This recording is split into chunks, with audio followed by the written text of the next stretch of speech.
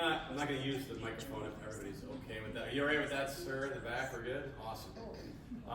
My name is Bryant. I am the current head women's and men's volleyball coach at St. Norbert College in De Pere, which you can see the Lambeau scoreboard from our campus. You can't see our campus from here, but in this direction you absolutely can. So we're just right down the street. And today I'm going to talk a little bit about some plus-minus scoring and some ways that we use it specifically in our gym. I'm going to touch on it, how it relates just specifically to the game itself, and then actually a little bit of how we kind of measure plus-minus with our athletes and stay on top of them to make sure that they're in a good place. So the feels like component is something we talk about, and that'll make a lot more sense as we roll into it. Just a quick background on myself. Again, I am at St. Norbert College. I've worked with the Badger Region High Performance and now the Badger Region All-Star program for about 16 years. Ran a club, Wisconsin Volleyball Academy, which was actually founded by Jeff way back when with John Ellman from Oshkosh for quite a few years. And then I also served on the board and as a board rep and as one of the executives for about 6 years. So I've been very heavily involved in the region, really believe in the mission that they put forward. I was fortunate as a junior player in high school to play club volleyball. As a 1994 graduate of Brookfield Central High School, got to do that. That's where I met Jason maybe a year after that. So Jason and I go way back. It's great to see all the things that the region has done for the sport, and the organization and the work that goes into what they do is really second to none. And we see that when we go to the national tournaments for high performance and see how other regions run their things. Our staff does a great job. So thank you for all the work you put in.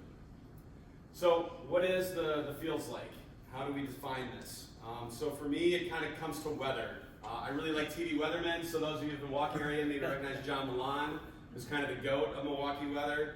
Locally, our 26th affiliate is Cameron Moreland. I have a big man crush on Cameron Moreland. And then more nationally, obviously, like the real GOAT is Roker. Everybody knows weather people, right? So with that, we know here in Wisconsin that when it's cold out, like the temperature might be 20 degrees, but with wind chill, the feels like temperature is like minus 12. It's a lot colder in the way it feels than what the thermometer actually says. Wind chill makes that happen. On the hot side, we also know because it can get real warm in Wisconsin because we get those crazy fluctuations on a day where maybe it's 85, the humidity can make it feel like 102. So the feels like temperature isn't necessarily what the thermometer reads.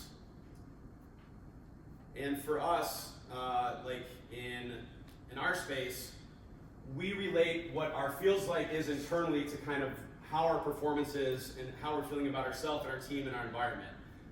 Over the past number of years, there's been a really big change in focus on just the mental health aspect of the game. Obviously, the situation Simone Biles went through 2 Olympics ago, pulling herself out. Kevin Love was pretty outspoken about some mental health challenges that he had as an NBA player.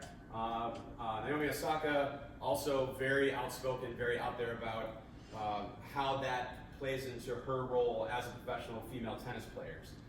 So really knowing that it's important, how can we as coaches who have a limited amount of contact with our players and our athletes, how can we better gauge where they happen to be at? And what we have developed, or I guess probably initially stole for some people, but have developed on our own. Every good coach's idea kind of comes from something else. I really believe that there's not really any like original ideas. We have what we call a daily check-in, or actually on the women's side, they called it back in the day the feelings book, and our men called it the check-in. For some reason, the men didn't go with feelings book. They thought check-in sounded way more macho, so that's how we proceeded. Pre-COVID, we actually had a binder, so it was a book. But when COVID hit, everyone knows in the coaching space and in the education space, you couldn't touch anything, so we moved it virtual. So I'm going to kind of show you what we do on the virtual side. So for us, each day in season, our athletes get on their calendar.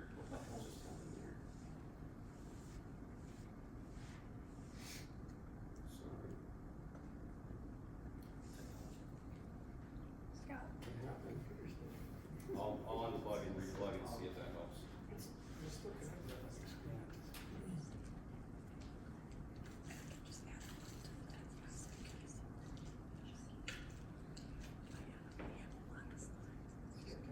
Like I secondary screen. You see my... You see up on top, it still shows your computer's connected. Does? All right. Let me see if I can move the screen. There it is. All right, there we go. Just got to be a little creative here. The secondary screen. Excellent. This will be a little more challenging. I've got to turn around here. We run everything in kind of Google Suite and Google Forms Suite. I'm not a super organized person, so this is something that just kind of helps me to stay on top of it.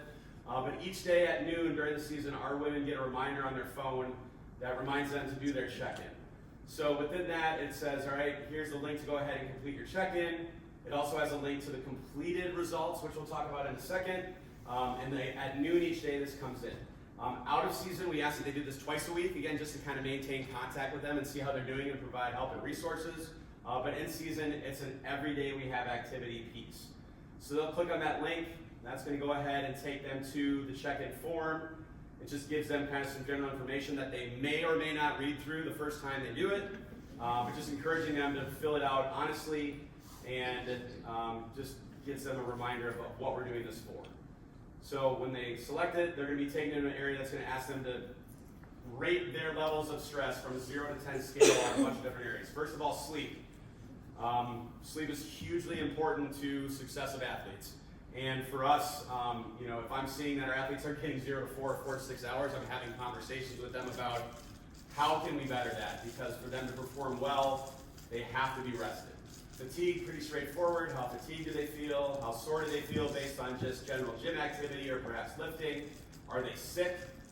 This particular question actually came off our survey during COVID because anytime they said they were sick, they had COVID. Thankfully, we've realized that there are other illnesses out there, so we've added illness back because we don't immediately disqualify our athletes when they say they're ill. Is there an injury they're working with or that they're currently seeing our athletic training staff to get attention on? Yes, no, unsure. And then there's a spot at the bottom where they can put in any sort of notes that they want to either expand on those areas or add something else that relates to this physical component. Next section works with school or work. So right now, how do they feel in terms of the amount of work they're being asked to do? Is there an upcoming exam that they're getting a little bit worried about? For us, professors at our institution are usually pretty great, but there's a handful that are real big pains in the asses. So when that happens, we want to know to again be able to help them out with any things on the faculty side. If they have a job, is that something that's causing a problem? And again, a little note section here that they can add and expand on that. It does say here this section will be kept private. That'll make more sense when we look at the overall results. Third section, performance. Obviously, the performance or the mindset piece is really big on just the volleyball component of their mental health and their energy. So how do they feel like they've been doing? Do they feel like they've been achieving at the level they want to in terms of their volleyball skills? Or is that, and again, an area of stress? Role. For every team, role is a huge piece. We carry a bit of a larger roster in the kind of 20 range with our women. We're about 21 with the men. There can only be 6 people on the court at any one time. So do people understand their role? Do they know what their role is? Do they have questions? Do they feel like they need to be in a different spot? But this gives them an opportunity to tell me and tell the other coaches if that's something that's an issue. Future contest. Is there an upcoming match that maybe we've got some stress on? And again, a little area for notes. Relationships, family. So outside, back home, how are we feeling about things with mom and dad, grandma, grandpa, brother, sister? Friends and roommates. Shockingly, roommates can sometimes be a problem for students at school. Whereas we are with that. Significant others, we strongly recommend that our players stay away from significant others, especially females that date boys, because boys are just in general dumb. So we try to encourage them to stay away, but we can't. And the more we tell them to stay away, clearly the more that they're going to engage in that type of activity. So sometimes we just let that lie. Teammates, again, absolutely an area that can be a cause of stress. Me and the staff, are we a cause of stress? I know that I am. I know that I can be. I try not to be, but that's an area that is of concern to me. And then again, an area for notes. Final section here. It takes a lot longer kind of explaining it. They can get through this in about a minute or two doing it well. Overall, what's your general mood? So 10 is I'm the worst feeling I've ever had. 0 means I'm super positive today. What's overall stress? Do you have a concern right now regarding another team member or a coach? You can say whether you do or not. And then every day they have an opportunity to say if they would like to meet with me or someone else that we have available to them to provide support in all these different areas. So Val's my assistant. They can stay to meet with both of us. This year we actually have access to a grad student from UWGB in the sports psychology department, so she's accessible to the players, our captains, and then we have a team chaplain as well, if ladies have things in regards to their faith or religion that they want to talk to her about. And then a final section here for any other notes or information. They submit that information. We're going to say that yes, they want to meet with me. They submit it.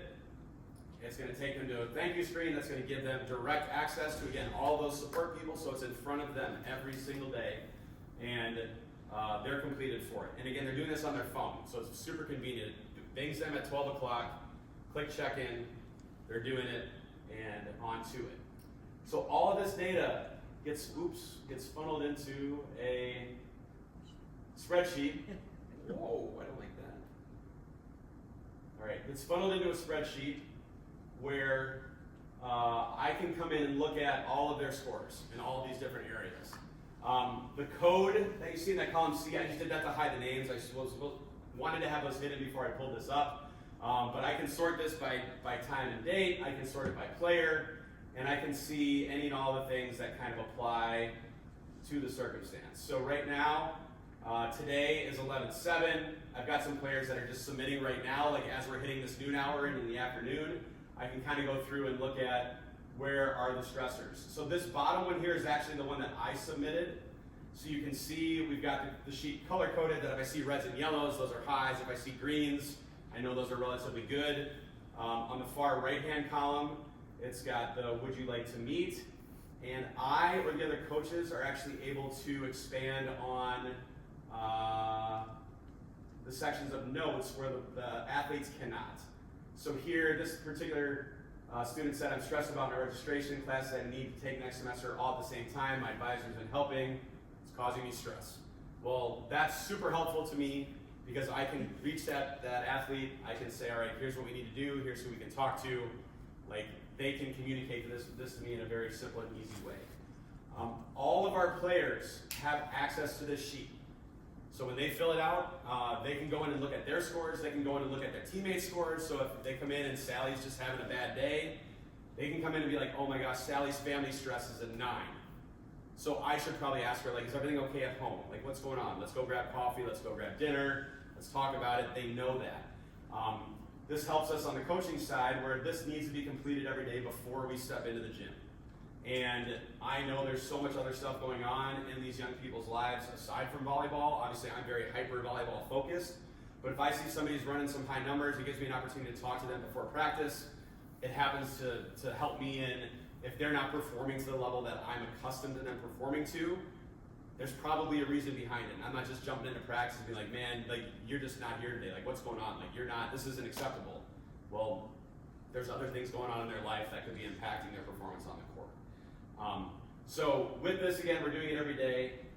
It's something that we've done for the 10 years that I've been there. It's been super successful in making those contacts. As somebody that coaches a women's team with 20 on it, a men's team with 20 on, that's 40 individuals that I'm trying to make contact with. I can't talk to everybody every day. But this way, in season, I get to see stuff every day, and out of season, if they're doing it, again, twice a week, I can at least find out where there's trouble areas and step in and help them. From a plus-minus standpoint, you know, the numbers obviously give us that plus-minus feel. Like, how are they feeling? Where are they at from day to day? I'm able to sort it by the player, and then I can see over the course of time here with player X, like, how have her numbers changed or modified or spiked in any particular area from the time we started to the time we did it. I'm a very big believer in trying to cover my ass from an administration standpoint. And a lot of times we know as coaches at the end of the year, that's when your players are going to unload on you about stuff that they weren't happy about.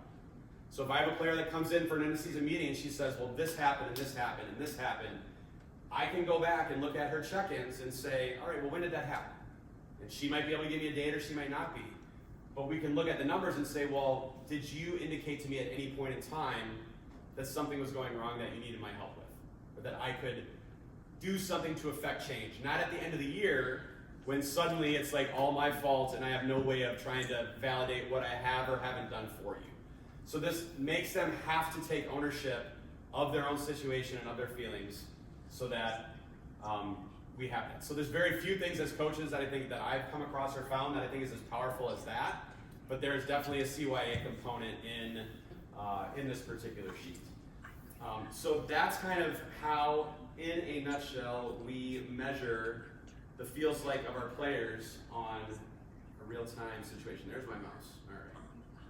So jumping back to the PowerPoint, maybe.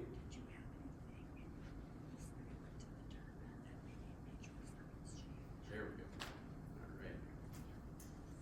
All right. There's also feels like that we try to keep track of during a match, and it is something that we call a trend line. So this was something I saw, I'm sure, somewhere on, like, as embarrassed as I'm to say it, VCT, on the social media side, or any other online blog of volleyball information. But this is a stat sheet that we use in-game to track feels like, and also to track plus-minus scoring.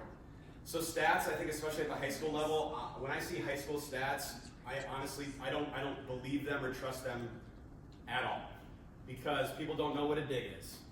People don't necessarily know what an attack is at times. People don't necessarily know what an assist is. Like, stats are important, but this allows us to kind of keep track of ones that we can be really definitive about what they are and see some other really kind of cool information. So for us, we've kind of created a matrix of how we are going to plus minus score. So in our gym and on our sideline, really the only ways that you're earning pluses in the way that we choose to calculate it are kills, aces, and then at times we've done block, but I'm going to explain why we don't do block. Statistically, if a hitter gets blocked, that's an error. It is a positive block for the opponent, but on our side it's an error, so we just choose to stat it as a minus, as an error. And there's definitely logic behind doing it either way. And you and your gym could, in theory, set up the same thing and put the pieces in that you feel like are most important and assign whether you want to put that as a plus or a minus. It's important that whichever way you do it, it's consistent for your team and for the opponent, that we'll show and look at here as we move forward. So within the sheet, as you start the match, the score is for us, move from the top to the bottom. I don't know if you can see it, but like inside the squares, there's actually like numbers. So you see 41, 36, 32. That's the number of the rally in that particular set. So I know if I make a mark, which you'll see in a second, at number 27, I know it was the 27th point. It helps me to find it on the video, and we'll talk a little bit more about that later. The center line represents the score being tied at any point. So as you'll see the line moving, anything at the center line means it's 10-10, 12-12, 24-24, whatever it might be. As our team scores, our trend line is going to travel to the right. As our team loses points or our opponent wins points, the line is going to travel to the left. So anything that is right of center means our team is in the lead. Anything that is to the left of center means we are trailing. Okay, so it's a left or right piece.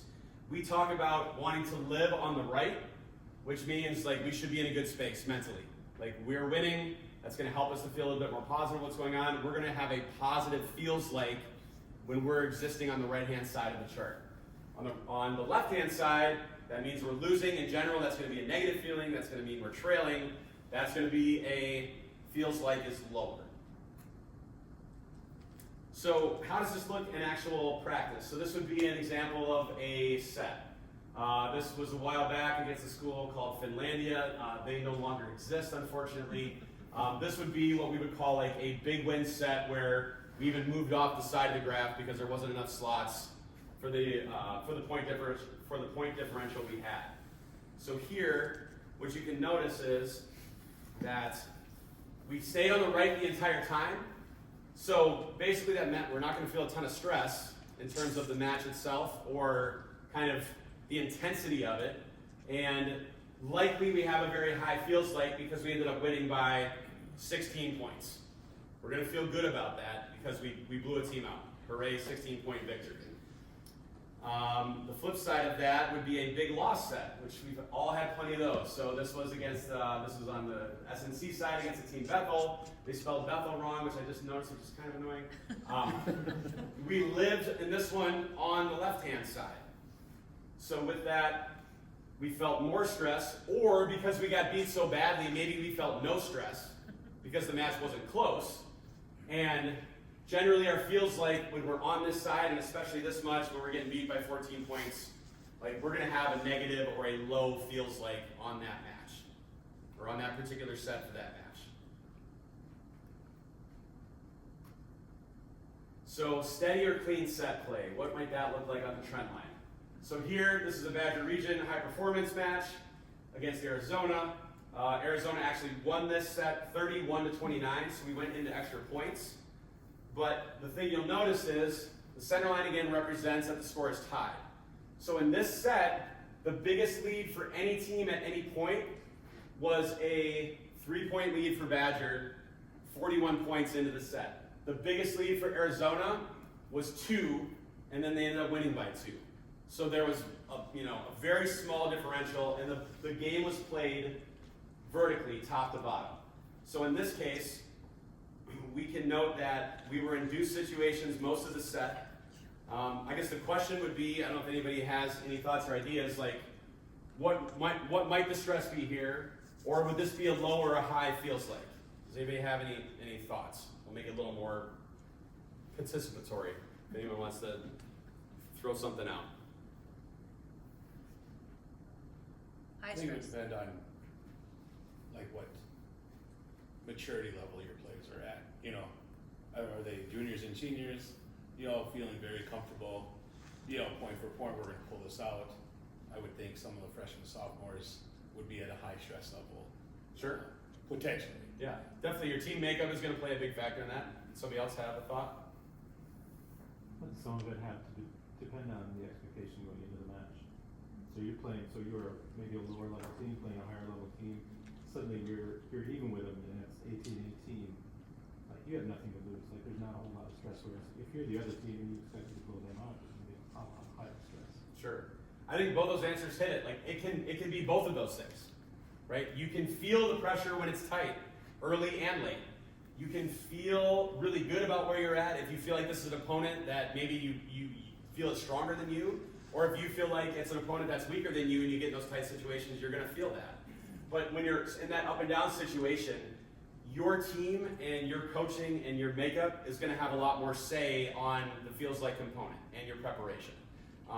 So again, that steady line play, like again, very little variance from we were winning by only 3 at most and we lost by 2. We kept it within pretty small margins. So these are ones that happen a lot. And when this happens with our teams, these are the ones that are the scariest. So this would be something I would call an inflated win set. So in this particular situation, again, another Badger match, we won by 10. You win a set by 10, you're going to come out feeling like we killed them. We absolutely destroyed them. That was 10 points. Like that wasn't even close. But the difference here is, again, look at that service run we had to open the match, right? Ace, ace, kill, kill. They dropped the ball. We got a kill. We got a block. They got a kill. They got a kill. We got an ace. Like, those are a lot of points to run it off. But what you'll notice after that initial run of points is we played them almost vertical the entire rest of that set. So yes, we got up by 10 points at the beginning. We were up 10-0, but then it was 15-15 the rest of the way. So the scoreboard here is kind of lying to us. The scoreboard is telling us, well, yeah, we killed them, but the trend line and what actually happened is after we made that 10-point run, it was dead even. So the feels like is a little bit odd here in that, nope, I thought I had another slide there, I apologize. Get back to it. The feels like can be high, but really, should it be that much different than if we played them straight down the middle and it was tied the whole way? Because effectively for the whole set, we played them tied. But it feels like tells us something a little bit off of that. So again, the inflated set win, we can see if we're constantly just increasing the margin throughout the set, That's truly like blowing a team out because you're adding points all the time. You're scoring on your serve. You're building that lead. Here, we got the benefit of that huge run. The example of that, or actually the opposite of that we'll get to in a quick second. This would be what I would call a heavy lifting set loss. So in this situation, we lived on the left. We were never on the right-hand side of the graph. So we trailed, other than the first 2 points, or the first 1 point, we were tied or trailed the entire way.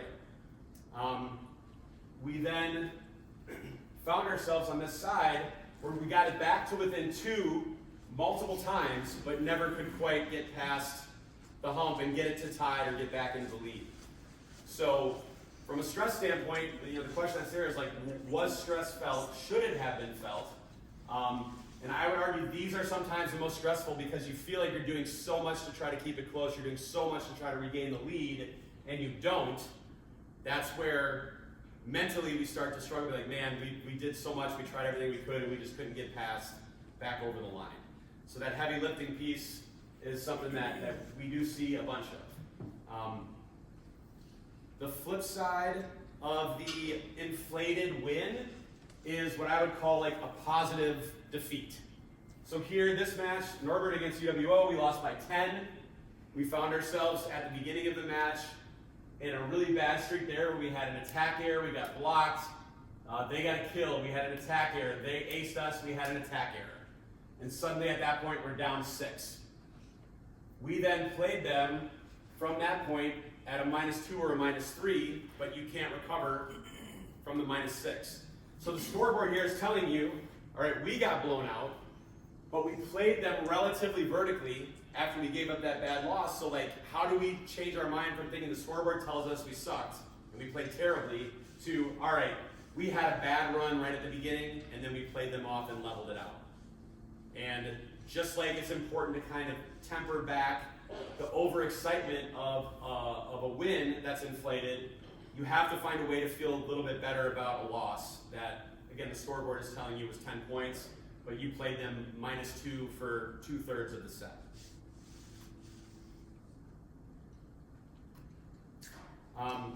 So, like those pieces, in terms of the plus minus, I guess I can go back into that section of it. Again, with that key from the beginning, we will total at the end of every set how many pluses did we have, how many did we give away. And we certainly have goals that are going to vary season to season on how many, percentage-wise we want to earn based on how many we're hoping to be given, and then absolutely how many we are giving up. Like our objective is to be under 10 in points given, which normally if we can do that, we're going to be in a position to win most sets. We find we get over 10, between 10 and 12, it's kind of a 50-50 toss-up. If we're over 12 to win a set is really, really challenging. The other thing too that this can help with on the plus minus piece is, like we find out here in this situation, like the team we played only gave us 2 of our 15. We gave them 8. We're -6 in given points. If a team's only giving you 2, like it's going to be very uncommon to come out ahead in that particular set when your opponent is playing super clean. So we're totaling that stuff up. We're looking at it from an in-game standpoint. It allows us to really quickly and easily see like how many aces do we have, how many serving errors do we have, are we getting blocked a ton. For those of you that do record your matches and want to do like video review with your teams, the numbers in the background will allow you to mark notes so you know exactly in that video where that event took place, as opposed to just writing it down in your notebook like, oh, remember to talk to Becky about this. You're like, where did it happen? Like here you know immediately. We have the benefit of volumetrics in the collegiate game, so when volumetrics breaks it all down, like I can just look on a column and I can get right to that point. I can type a note into volumetrics, that's gonna pop up on the player's screen, and they can go in and look at that exact point and see the things that we're talking about. So this not only helps us keep track of that plus minus and things that are going on in set, but as a review, it also helps me to come back and be a little bit more efficient about how I'm trying to disseminate that information back to my players. We can do this on a piece of paper. You can do it. I tend to do it on an iPad just because it's easier, and I try to carry on as least amount of paper as I can. I have worked with a gentleman on creating an app that would do this. I'm not pleased exactly with where it's at right now, but that's the goal, is to try to make this an iPad app where basically you're just going to press these things and it's going to create and draw the line. There's a lot to it, a lot more than I would have thought, and I'm not a programmer, so that's kind of set back here for the last 6 months, but we do have kind of the shell built, and my hope is here in the next year or so we can have something out that would be saleable like by season to be able to go in and use this. So it's, again, a nice way to just kind of keep track of stuff. We talk about it on our sideline with, just showing them that movement. They know when I say, hey, we've got to get to the right, they know what that means. Like, we can tell our teams all the time, oh, we got to win or we got to play harder. Like, the reason we feel the way we do is that we're constantly on the left right now. We're fighting back to the right. Like, instead of telling them what they know and what the scoreboard is telling them, it gives us just more concrete things to talk about that hopefully can move their eyes off of the board. We all as coaches are competitors, our athletes are competitors. We wouldn't play if there wasn't a score, but this kind of helps them trying to put the score into a different light. So, does anybody have any questions about either of those things, about the check-in or the trend line? Yeah, Jake. I'm sure you can compare it to your other stats, but on that last one you put up, do you keep track of when you sub? Let's say you're in an inflated win and you sub. Mm-hmm. You know what I mean? Then that line could potentially be going backwards. I have not. We just normally, if we remember to, we'll track the subs on just how many we have. Okay. But you could very easily, in that line, you could just do a 4/6, so right at that point, that's where you had it. Or potentially, if you have a starter that you got to bring out and a reserve goes in, like either because you feel like you've got that opportunity for him or her to get some time, or the starter's struggling, you could absolutely mark that in the notes so you know exactly where it happened. And then from that point, you can kind of reset where the line was and figure out, okay, how did we play from that point on to see if that substitution was beneficial and helped us out. Yeah, you could easily add that. Yeah. Can you go back a couple to where you had that like ace +1? Oh yeah, definitely. Because I really like my third boss did a momentum chart. He did it this way. Mm-hmm. So 0-0 is here, and he went up when they didn't score him down. Yeah. So what I really liked on his sheets is he has earned up there and then given. And so a staff member on our bench keeps every time, like if you score a point, if you give a point, right, per player. And I would encourage all high school coaches, when I've done plus-minus stuff for high school coaches in the past, it's how many kills, blocks, and aces do you get versus how many points do you give away? And your point about like, does a block count is totally real. Like, okay, well, if I made an error but they earned a point on a block, who gets what, right? So that's very real. But if you can coach a little bit to given versus not, we play a game that we start, let's see, what do we start at? 18-6 and then 0-0. We keep 2 flip scores. And the 18-6 is every time the starters get a kill, a block, or an ace, the 6 goes up. And every time the starters make an error, the 18 goes up. And we mix in some non-starters with, so it's not, I don't like A side, B side very much, and I can talk about that later. But we have to score 19 before we give an 8th point. You don't have to win 25-23, you just got to earn 19 before you give an 8th. And if you do that, you win most of the time. So I like that. It's interesting some of the numbers you had based on the results. Like the one versus UWO, you only gave 5, but Oshkosh must have killed like 18 balls because you only scored 13. So it's interesting how those numbers relate. So I just really liked it and thought I would add that to it, but that was awesome. I like it. Anybody else? Yes. Back to your check-in thing, I guess. One thing I was wondering is the little notes on the bottom, on every single page. Yep. Have you found, or you've been using it for 10 years now, you said? Mm-hmm. You've been there that long? Just kidding. Have you found that kids these days, and I know you have adults, but they're still kids, right? Have they been using those, do they communicate that way better than coming to your office and saying, hey coach, do you have a second to talk? Like, because that message is more like a text message or an email where I feel where kids are these days. Sure. I think you see both. We obviously encourage them to come and see us. That's the benefit of being on campus full time and having a staff. Like, Shane just moved in a full-time position. It's probably the big change, like in how much access you have. We really use it just as a conduit for us to have the talk. It's way more likely that they're going to put a high number than they're going to put a note. But if they put a high number and we're looking at this every single day, like before practice and during the day as it's filled in, we're then sending them a text. If it's something we feel like we want to talk to before practice, or like during practice, we get there, we see them, we can just have a quick conversation when they're warming up. You can walk around and be like, hey, I saw you were a 6 on exam today. Like, what's going on? Just like, oh, I've got a bio exam coming up that I'm just losing my mind over. And I'm like, okay, well, one other thing for us that's very unique is that practice is not mandatory. So if our players need to be out for any of the reasons on this check-in, whether it's school, whether it's personal, whether it's physical, they take a day. Like, I as the coach have the right to decide if I'm going to be at practice or not. And then I have coaching 2 teams. Some days I can't be there because I got to go recruit a men's or a boys game during the women's fall season. My daughter plays. I might have to go to my daughter's game. My daughter plays club. Like, there's times when I'm going to be gone. So I as the coach don't feel comfortable in being like, well, I can be gone anytime I want. But if you guys have things going on that you need to spend your time, like, how do I get to, I don't own your time. I don't own you. And the thing we ask is, you can always take a day off. And I'm not going to tell you no, but you have to use your off day to focus on whatever the high area is on this sheet.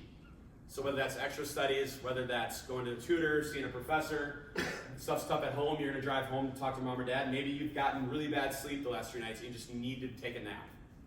Well, then you got to take a nap. And all of those things are important. And once the new kids, the freshmen, understand that it's not like a trick, we're not trying to like set them up to be like, haha, I can't believe you actually fell for that one. They take it, and it's something that I think they do appreciate, but it's so different than how a lot of times things run in the high school space, where we maybe tend to be a little bit more territorial. We tend to be like, okay, don't practice, don't play. Like, my objective is to win matches and to try to raise good humans on my team. And if not being at practice helps you to be better for us the next day in the gym, then you got to take a day off. Because sometimes volleyball is the escape, and sometimes volleyball is just a match on the gasoline. And it can be different with every kid every single day. So understanding that I want the gym to be a safe space where they feel like they can come in and get away, but knowing that some days it's just going to make whatever other things they're trying to deal with worse. Like, I have to trust them as young adults to make those choices. So that helps us to do that. So notes are decent. I would always like them to be better because, like, I have a tendency, because I'm a half, like, if you give me a glass that's 3/4 full, I'm gonna be like, that's like empty. That's just, I'm not necessarily super optimistic at heart, which I don't like about myself. But when I see stress numbers high, I immediately internalize it and think, oh, well, what have I done?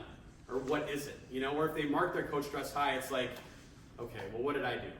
What am I going to get yelled at for now? And sometimes it's not even that way. It's just like, hey, you said this, and I didn't understand what you meant, and it just didn't jive with me, and I just didn't sit well. And I'm like, okay, there we go. You know, so using the numbers and turning it into a conversation tends to be more applicable. I don't know how to phrase this right, but how to use the check-in or the plus minus maybe with the player that, you know, how to put it nicely, like has a inflated, like they think they're better than they are, like performing. Yeah, it's the whole system is based on just the value of the input, the quality and the honesty of the input in is there. I cannot guard against someone not answering in a way, like, it's not so much where I see it more where they'll skew to a lower number to not draw attention, as opposed to like do it in a manner where it's you know, they've got an inflated view of self. There's not really a lot of questions that can necessarily apply to. Like, it might be like, the ones I get confused about is like when I think somebody has maybe been in a primary playing role, and suddenly that changes to where maybe they're only serving, or maybe they're only getting in every other set, or maybe every other match, and I don't see a rise in their role. That's where I'm like, how can you not have a little bit of a increase in stress? You've been playing a lot, and now suddenly you're not. So it certainly could exist. I guess I haven't seen that. I have seen way more of people downplaying numbers just to not draw attention to themselves in that area. But our captains, our seniors, like our people that have been doing it for a number of years, like, they're really good about making sure they're encouraging people to fill stuff out honestly. That was our women's check-in that we went through. Our men's check-in is identical. There's nothing different to it. And the other nice piece is, like, you can find the questions and the pieces that fit best for your program and what you want to monitor. You don't need to have 6 questions in 5 areas. You may say, like, I just need 3 areas with 2 questions each. Like, you can make it as complex or as minimal as you want. We modify and change it every year based on feedback from our team and mostly from our captains. So this document changes year to year in terms of the questions that are asked, kind of the order in which they're asked, and kind of how we're going about it, because it's kind of a living process. So we'll keep with it for the year. When we set our new captains group with the women for next fall, sometime here, either later this fall or in the spring, then we'll look at, do we want to make changes to the check-in, and we'll make adjustments that they feel like are most beneficial for them. Awesome. Yes? Back to the plus minus thing. Okay.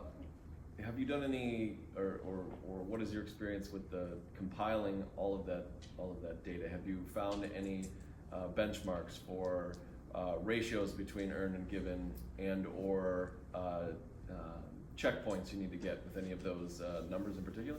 Simply because of hours in the day, I have not compiled everything together. What we found is if we can be at 8 or fewer given, we're in a great spot in a D3 space. On the women's side, I think on the guys' side, we can skew a little bit higher just because we've got to take more risks. So that if we're at 10, 11, I'm pretty happy with that. If we're under 10 on the dude side, we maybe don't win the set, but we're going to absolutely be in it. We're not going to get blown out if we're playing pretty clean. So there's definitely some differences between those two there. For me, I have more of a men's coach's mindset as it relates to serving in the women's game.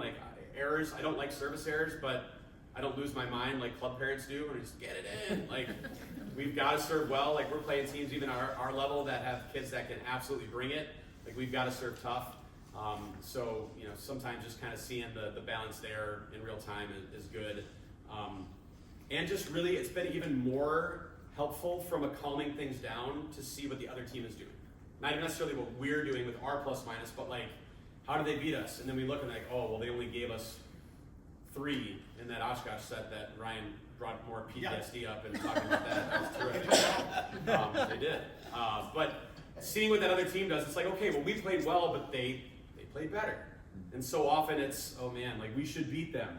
They're not as good as us. We're better than them. Well, it's youth athletics, and you're going to have outcomes all over the place. So when you have a number, it's not just me saying oh, you didn't play well, or they really played well. I'm look at what the numbers say. They scored 21 points and only gave us 6. Yeah, they played really well. And it doesn't matter what we think. We can think in this hand, do something else in this hand, and one's going to fill up a little bit quicker. So 8 is kind of the number on the women's side. Awesome. Well, thank you very much. I'll turn it over to Mr. Tice.